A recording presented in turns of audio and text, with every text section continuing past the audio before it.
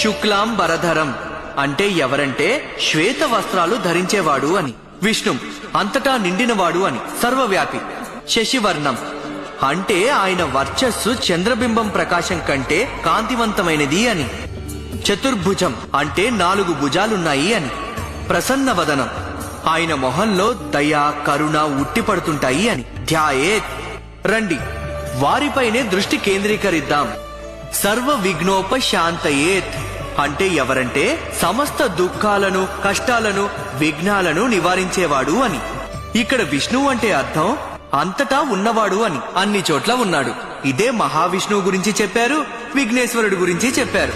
అయితే ధ్యాయేత్ సర్వ విఘ్నోపశాంతయే దీనికి అర్థం ఏమిటంటే ఆయన్ని ఆరాధిస్తే సమస్త దుఃఖం కష్టం విపత్తులు ఆపదలు బాధలు ఆటంకాలకి కారణాలు తొలగిస్తాడు అని. ఇవన్నీ విఘ్నేశ్వరుడి గురించే చెప్పారు. కనుక ఈ శ్లోకం నీ గణపతి దేవుడి గురించే గుండప్ప. ఆయన సూత్రమే ఇది. ఇప్పుడు తెలిసిందా?